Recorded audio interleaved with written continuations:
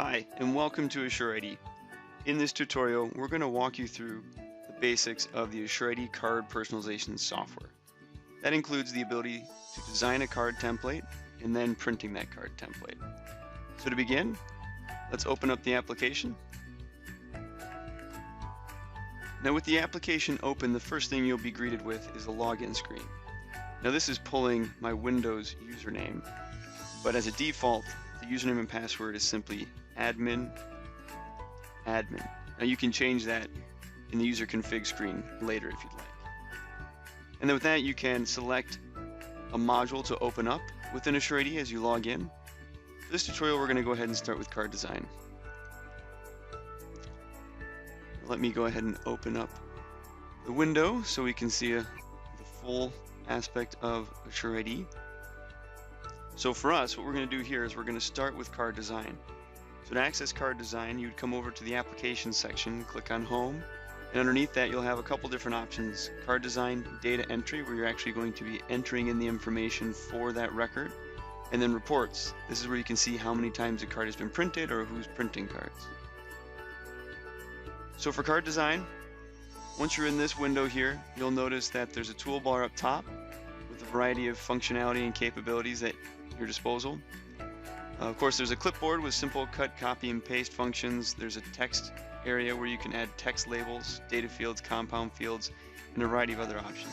We'll kind of walk through some of these as we go through. Under the card setup, you can change the size of the card. The most typical card size out there is a CR80 card, but you can also use a CR79 or define a custom card type, whether it's a dual-sided card. Mirroring a card means that you're able to replicate the front of the card onto the back. So rather than having to duplicate what's on the front and redesigning that onto the back, you can simply design the front and then it'll show up on the back. Orientation, this is how the card is going to be orientated. So landscape would be with the long side on the bottom, or portrait would be the long side on the side, right hand side that is. So that would be ideal if it's going to be hanging around your neck. Now you can add mag stripe, you can enable smart chips, which we won't cover in this tutorial. And in addition, you can also link to a variety of external data sources. For this tutorial, we're going to kind of stick with a simple basic card for you. There's also a view tab with a handful of options for you, and a laser tab if you were using an HDP 8500 LE. That is from the Fargo card printer line of products. But again, for this, we're going to kind of focus on more of a simple card design. So now let's start by designing our card. The first thing I would recommend doing is adding a background. So we'll go up, select background, add it to the front of the card. Here you'll be faced with a couple different options. You can select from one of the defaults, select a color, or load an image if you have one. That's probably the most likely scenario. However, for today, we're going to select a color. We'll just select a light blue. We'll go ahead and click OK. So now with the background in place, the next thing I would recommend doing is adding in any company information. So if you're going to have the company name on the badge, you would add that by selecting text label and then selecting anywhere on the card and dragging it out. So now this is a static text label, meaning it's always going to stay the same for every single card record. Go ahead and put in HID global for that. And so that's what's actually going to be displaying on the card. And then within Asure ID, this text label will be named this. So this is kind of what it's labeled inside of Asure ID, text label _0. So the next text label you add would be text label _1. You can then change the font by selecting any one of these that are located in there. You can also load fonts into Asure ID the same way you would load them for any other application on a Windows OS. You can change the font color, go with blue. You can also type in custom fonts if you have a specific color that your company is using. You can change the size, do a variety of different font styles, alignment, placement, borders, things of that nature. So now we've got our company name. We'll go ahead and add a photo. Similar to the text label, select photo, and click anywhere on the card. Drag to the size of the photo that you'd like to see. And then for the field name, similar to the text label that we had, this would be the Asure ID name for it.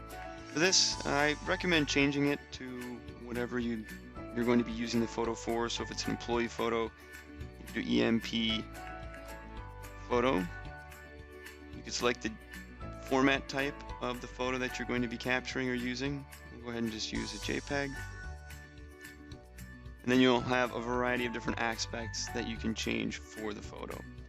Now what I will say is if you do already have a collection of photos, you can use this function called use a folder data source. And what this will do is it'll allow you to actually grab the employee photos that are already existing from a folder. So you can select that, browse to the folder location, and then what you're going to do is a little bit of a mapping exercise of a field within Asure ID, such as employee number, and you're going to match that to the photo that's in the data folder. So for this, we're just going to load those photos at the time of data entry. Let's go out here and click OK. So now we've got our employee photo. Now we need to add in the name of the employee. You can do that by clicking data field. So data field means this is a variable field or variable text item. So this means something that's either going to be changing with each record or being inputted for each record. So we'll drag that, insert this here. So for this field name, we can leave it as data field 5, but I recommend changing it to something more friendly. So for this, I would put first name. Then again, you'll be able to change a variety of the different font treatments and alignment if needed. So go ahead and click OK. So now we've got first name. Add another data field for last name. And for this, we'll also change the field name to be last name, so it's a little more friendly, so I know what the field is. Alright, so now I've got first and last name. The next thing I'll do is add a simple barcode. So for this, I'd click barcode. Again, similar concept, drag and drop for the size of the barcode that you'd like to select on there. For this, you maybe want to change this from barcode 0 to barcode ID. So for the employee ID number. You could select a different font type, text string defaults. There's also a variety of different barcode options listed within there. On the barcode types, there are a variety that are already included. 1D and 2D barcodes, such as QR code, data strip, and PDF 417. Now, for the barcode, you're going to need to enter in a data field or link it to a data field. Now, since we don't already have an ID number data field existing, I'm going to go ahead and create a new data field for that. And so for this, I'll write employee number. And then I'm going to change the field type from text to numeric. So then I'll come down and I'll select that field that I just created, employee number. I'll add that. So now that's what's going to be printed in the barcode. So click OK. And we get a sample of what that barcode looks like. Now, before moving on from these elements, I do want to show you that on the right-hand side we have card properties. This is a flyout panel that comes out when you hover over it.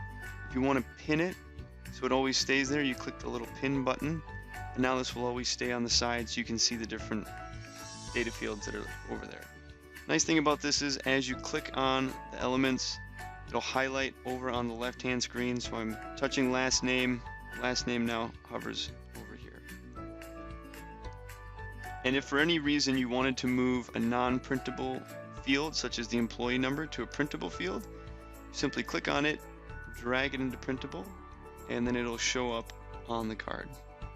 So for this employee number, I'll move this back to non-printable. However, I'm going to also show you how to create a compound field. And so for that, I'll add this onto the card. And this would be where if you want to have multiple fields lined up next to each other, this is how you could enter this in. The most common example that we see is putting a first name and a last name next to each other. So rather than calling this compound field underscore 0, I'm going to type in full name. And rather than creating a new data field, I'm going to use existing data field. So what I'm going to do is select first name, and it's more or less cloning this, placing it into my compound data field. I'm going to put a space, and I'm going to insert another existing data field, and I'm going to select last name. So now what I have here is one field that contains both the first name and the last name. And the reason why this is beneficial is if you want to have the last name show up one space after the first name, by just placing two separate data fields, it's going to be impossible to get that space to show up right every single time.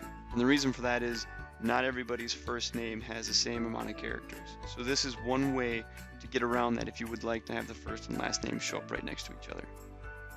So go ahead and click OK. So now we've got our full name there. And because I would rather use that than the first and last name on separate fields, I'm going to take the first name and drag that to non-printable. Take the last name, drag that also to non-printable. And I'll drag the full name back up here.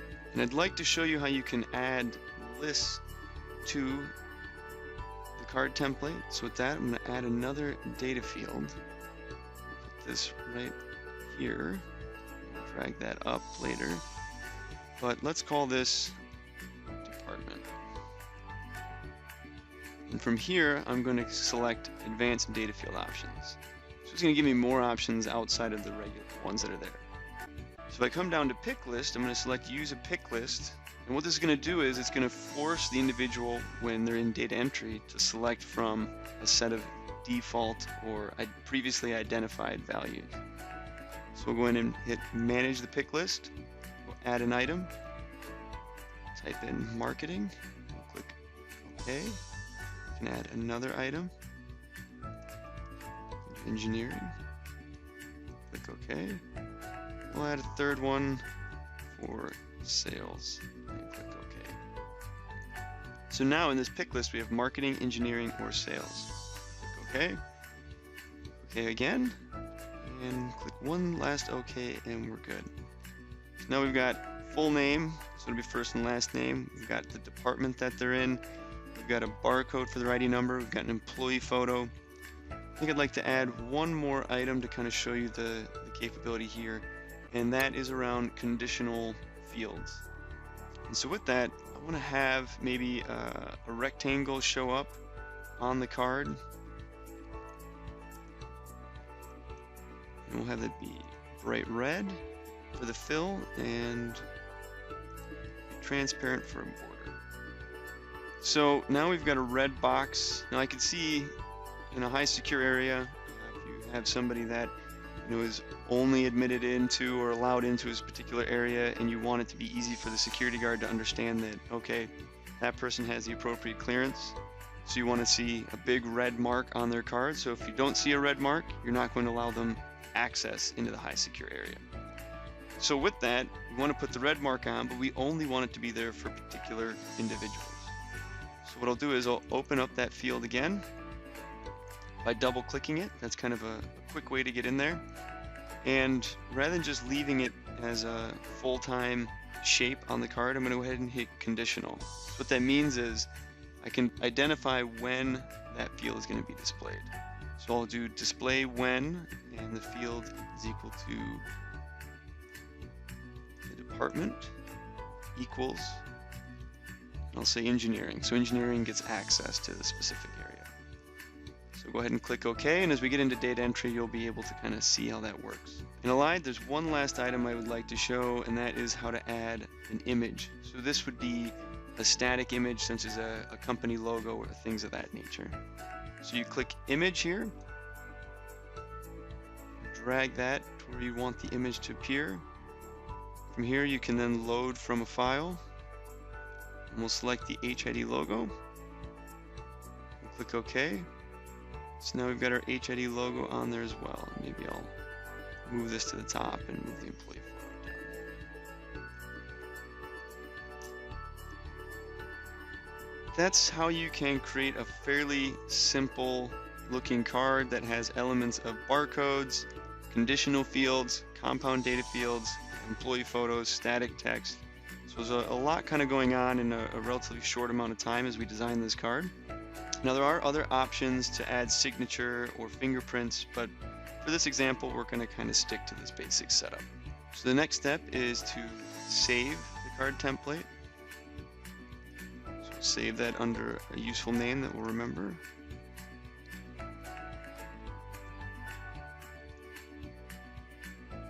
Click OK. And now you've got your card template designed. Next step is you want to add records to that card template. So with the card template designed, you'll then click Data Entry. And as the software mentions, there's no records. So the next step is going to be to add additional records. So we'll add a record. You can see on the right-hand side a little preview of the card template. So for this, we don't have any images yet loaded. So you can click up top here to capture from a webcam, or you can load from file. For this example, we'll go ahead and load from file. We'll go ahead and select Becky Gustafson. And this will open up a crop and edit window where you can move around the crop field. And for this, it's going to maintain the aspect ratio that's on the card, and that's going to be checked by default. And if you're capturing a lot of photos and you have a webcam set up, I'd recommend selecting the set crop size as default, because what that'll happen is the next time you take another picture, the location of the crop window and size will remain the same. And oftentimes if you're taking a picture of somebody sitting down or with a blue screen behind them, they're oftentimes in the same spot, so that way you don't have to keep moving the crop size and the location each time. Click OK. So now we've got the photo. The next item is to enter in the first name. So we'll put Becky. I can hit Tab to go down. Put her last name in. I can enter in her employee number. And then select her department. And again, if you recall, we created a pick list. So now once I click on department, I can select between marketing, engineering, or sales. So I'll go ahead and select marketing. And I'll save that record. Control save would be your quick way of saving it. You'll notice that after I saved, we get a preview of that image. If you'd like, you can double click on the preview and it'll open up a bigger image so you can see what that card will look like. So go ahead and close that out. We'll add one more record. We'll show you what happens when we select engineering as the department. So we'll load from file, select Daniel Lee,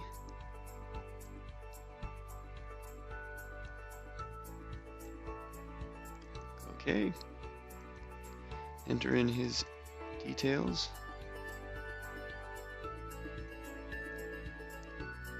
and then I'll indicate that he's on the engineering team. We'll go ahead and hit save, and we'll get a preview of that card. I can double click that to open that up larger. And you'll notice that because he's on the engineering side, now we have that big red security identifier on the card. In the bottom, I can swap back to Becky, and you'll notice that the red mark goes away. The next step would be to print the card. So you can click File, Print, print the card. You can select all of the cards or select that one. At this point, it'll open up a dialog to select the card printer, and you can change any of the printer preferences there at that time. So I hope you found this tutorial useful.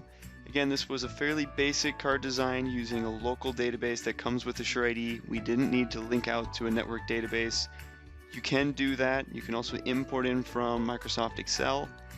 If you'd like to get more information on how to do that, I recommend going to the HID Academy, which you can find on hidglobal.com, or going to the HID Academy YouTube site at youtube.com.